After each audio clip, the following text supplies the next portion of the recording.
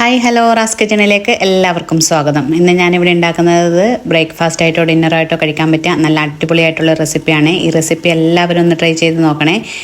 വളരെ സിമ്പിളായിട്ട് നമുക്ക് പെട്ടെന്ന് തന്നെ ഉണ്ടാക്കിയെടുക്കാം.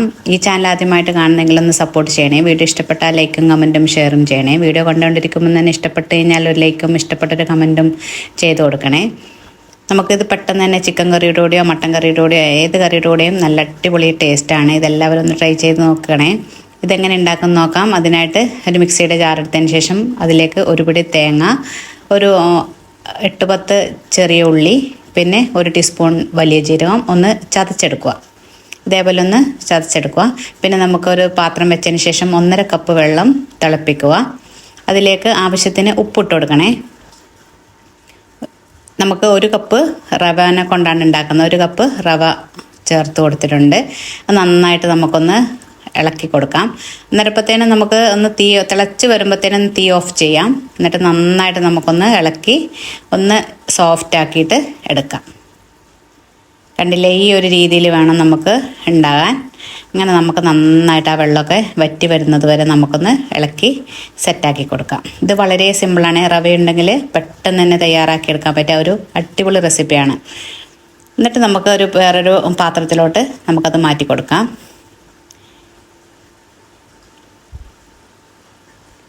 പിന്നെ നമ്മൾ തേങ്ങ കൂട്ടില്ലേ, തേങ്ങ ക്രഷ് ചെയ്ത് വെച്ചതും കൂടെ കൂട്ടിയിട്ട് നമുക്ക് അതിനകത്തോട്ട് ഇട്ട് കൊടുക്കാം. പിന്നെ അതിലേക്ക് വേണ്ടത് ക്യാരറ്റാണ്. ഒരു ചെറിയൊരു കഷ്ണം ക്യാരറ്റ് ഗ്രേറ്റ് ചെയ്തതും അല്പം മല്ലിയിലയും കൂടെ കൂടിയിട്ട് നമുക്ക് അതിനകത്തോട്ട് ഇട്ട് കൊടുക്കാം. ഇട്ട് നന്നായിട്ട് നമുക്കൊന്ന് കുഴച്ച് സെറ്റാക്കി കൊടുക്കാം. പിന്നെ നമുക്കതിലേക്ക് വേണ്ടത് വറുത്ത അരിപ്പൊടിയാണ്. വറുത്ത അരിപ്പൊടി 2 ടീസ്പൂണ് വറുത്ത അരിപ്പൊടി ചേർത്ത് കൊടുത്തിട്ടുണ്ട്. ഇത് നന്നായിട്ട് നമുക്കൊന്ന് കുഴച്ചെടുക്കാം.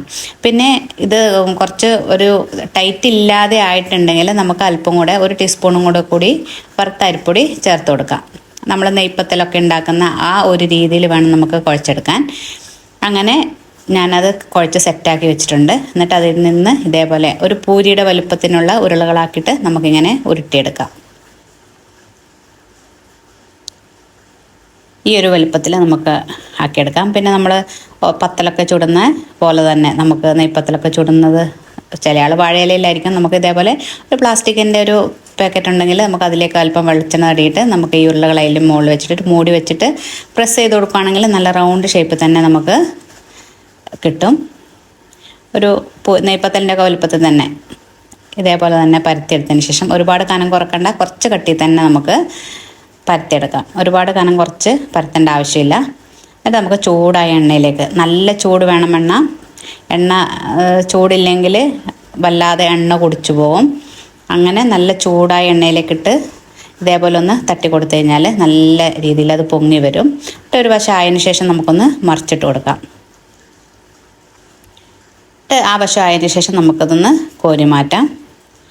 പിന്നെ ബാക്കിയെല്ലാം തന്നെ ഞാൻ അതേപോലെ തന്നെ ചുട്ടെടുത്തിട്ടുണ്ട്. ഇതായിട്ട് വേണ്ടതെന്ന് വെച്ച് കഴിഞ്ഞാൽ നമ്മൾ നല്ല ചൂടുള്ള എണ്ണ തന്നെ വേണം. ചൂട് കുറഞ്ഞ എണ്ണ ആണെങ്കിൽ വല്ലാതെ എണ്ണ കുടിക്കുകയും ചെയ്യും, ഒട്ടും തന്നെ പൊങ്ങി വരുകയില്ല. പിന്നെ അഥവാ നല്ല ചൂടിൽ തന്നെ എങ്ങനെ പൊങ്ങി വരാതിരിക്കുന്നുണ്ടെങ്കിൽ നമുക്കൊന്ന് അത് വെച്ചിട്ടൊന്ന് തട്ടി കൊടുത്തു കഴിഞ്ഞാൽ നല്ല രീതിയിലത് പൊങ്ങി വരും. കണ്ടില്ലേ, അങ്ങനെ എല്ലാം തന്നെ ഞാൻ ചുട്ടെടുത്തിട്ടുണ്ട്. കണ്ടില്ലേ, നല്ല അടിപൊളിയായിട്ടുള്ള ഒരു റവ വെച്ചിട്ടുള്ള ഒരു റെസിപ്പി ഇവിടെ തയ്യാറായിട്ടുണ്ട്. അടിപൊളി ടേസ്റ്റാണ്. ഇതെല്ലാവരും ഒന്ന് ഉണ്ടാക്കി നോക്കണേ.